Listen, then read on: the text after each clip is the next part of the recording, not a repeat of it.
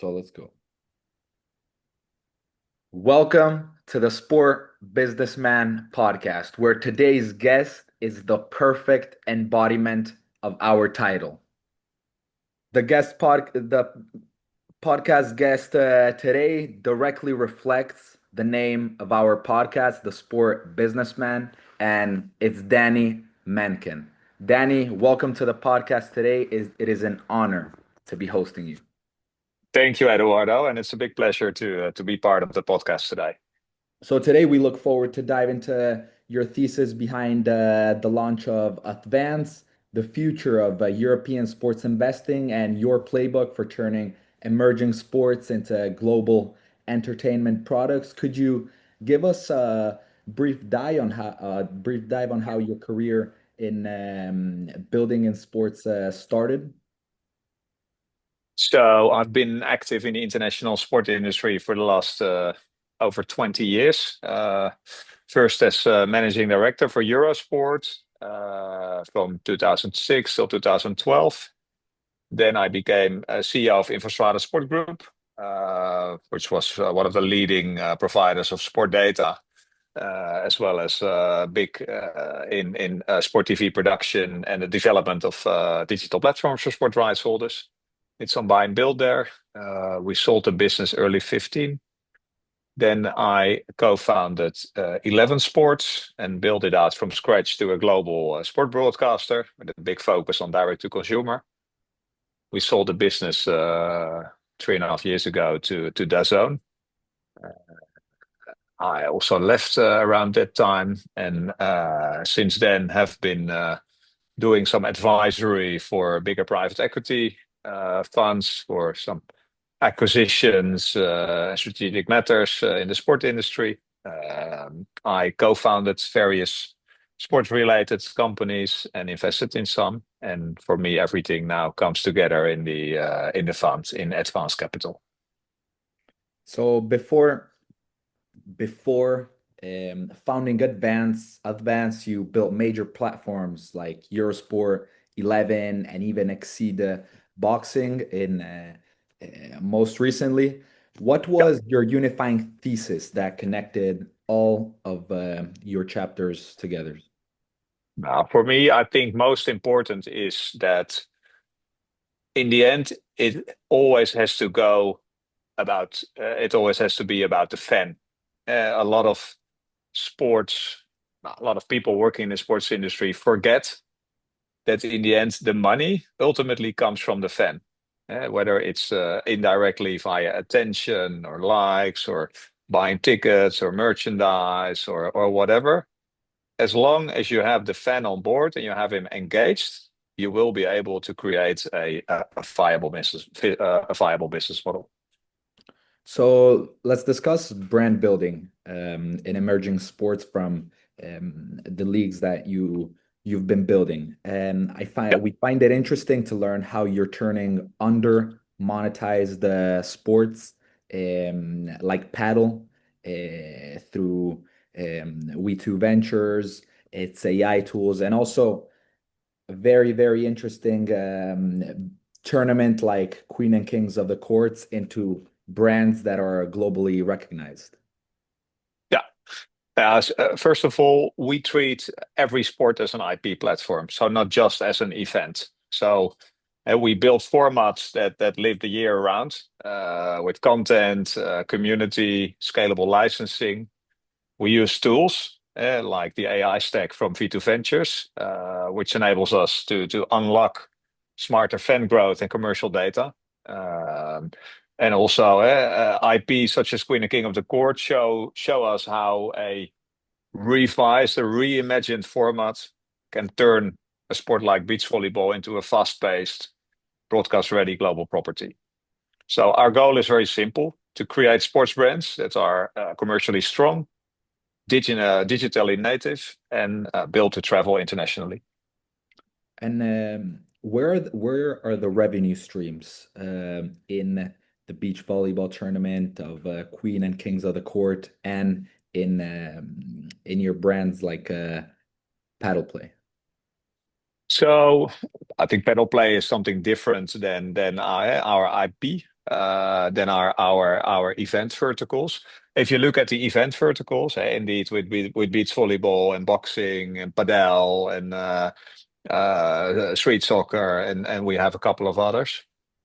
We have multiple revenue streams. So first of all, we have ticketing revenues, we have sponsorship revenues, we have media rights sales, we have host city fees, we have merchandise, we have F&B at the events, we have sometimes even betting, esports, and other revenue streams. So we try to approach it with a 360-degree approach, and have as many relevant revenue streams as possible.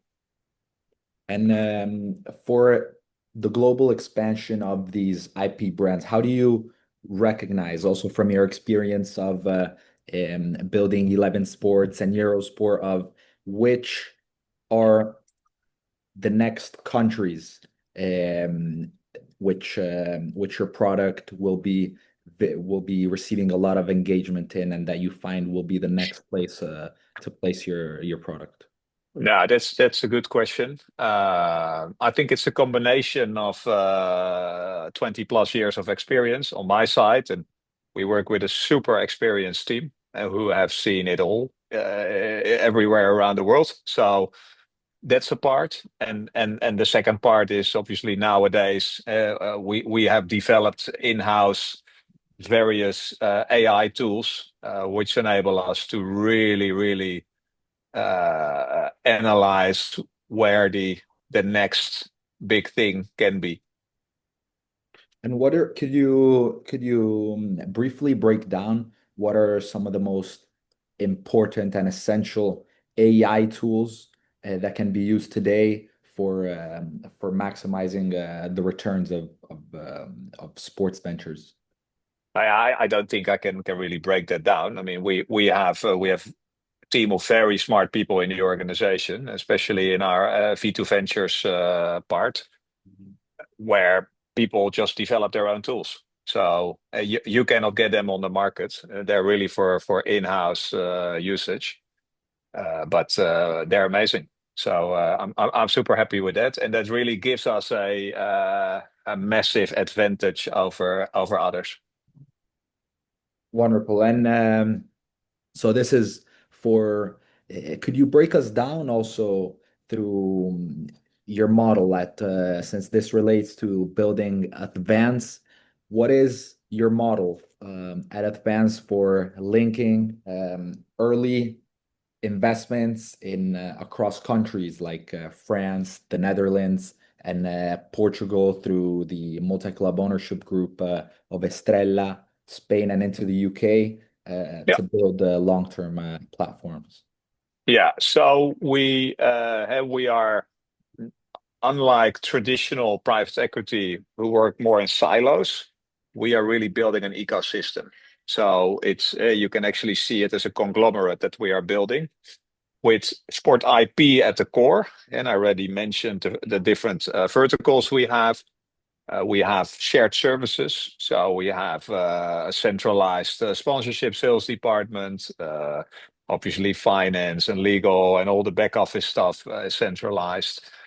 We have centralized event organization, and we work with various partners all around the world in order to enable us to organize events in any country over the world. So we're organizing events in Australia, in Asia, Middle East, Europe, in the US, and hopefully also soon in Africa, where we haven't done an event yet, but it's high on the list. And we monetize these events actually with the revenue streams I already mentioned, but we also have created the infrastructure with tech services and products to help with fan engagement and data analytics and many other things. And which will be the next place in Africa where there is high potential for The next place in Africa. Ha, I don't know. I think Africa is a very interesting continent. So I'm sure we will find we will find a country there, a city where we will host our first African event. So inside Advance, there are dedicated departments and teams to operate and skill each asset of a of in Advance's portfolio, correct? Yeah, correct. And actually, we have a rule. Every additional venture we bring on board needs to have at least touch points with three existing ventures in our portfolio in order to maximize synergies. So if that's not the case, we won't invest in it. And for the business owners and the audience of the Sport Businessman podcast who find it interesting to learn which are these three touch points, is it available to be shared or No, no. So what I mean is that we currently have 20 plus ventures in our ecosystem where we have ownership. So if we invest in a new venture, an additional venture, it needs to have at least synergies with three of the existing ventures in our portfolio. and what do those synergies look like? Or an example Yeah, of them. could be bringing in new customers, which we currently don't have, where we will be able to sell a couple of other of our services to. That's one. Could be synergies in the team, where several things, for example, are done dually. Yeah. So can be synergies in the tech stack, can be several things. Glenn, this was very interesting to learn, and from your experience of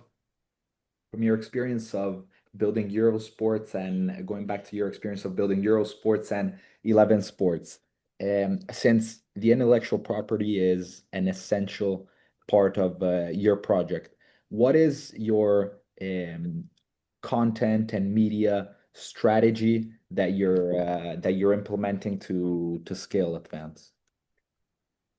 The content and media strategy, nah, that depends a bit on the asset. With some, we will be focusing more on media distribution, where we also get fees for the licenses. With others, which are, for example, much more focused on the younger generation, we will go all out in streaming for free. So it really depends. I cannot give a definite answer on that. Is there synergies across the content and media that is distributed among your portfolio companies? Yeah, 100%. Synergies in production, synergies in fan base.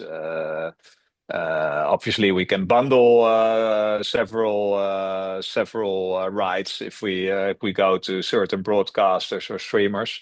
So yes, there are definitely synergies there. Wonderful. And um, what is the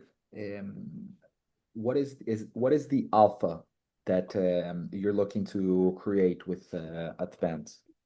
What is the what? The alpha, the alpha, Not the sure what you mean with that. or alpha, like the most important objective that you aim to achieve with the portfolio companies of Advance. Like for example, with the multi-club ownership group and with the professional football teams in Europe, is it to turn them into the best professional football clubs in Portugal or in Europe, or is it to develop the best talent? And the same with, for example, the beach volley and paddle and boxing tournaments.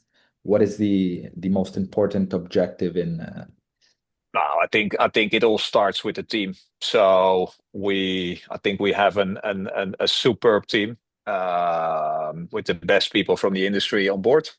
And if you work with the right people and you have the right atmosphere and culture, you will be able to conquer the whole industry. So there it all starts with. So that is my alpha, the best team. Splendid, splendid. And what advice and suggestions can you share to our audience of investors who look to enter sports investing in European sports and media? Nou ja, I'll try to really understand the dynamics. I think you see a lot of foreign capital from outside of Europe flowing into European sports, but most of them not necessarily really understand where the real value can be created. So a lot of them end up in big trophy assets, where I don't think there is the maximum value to be get.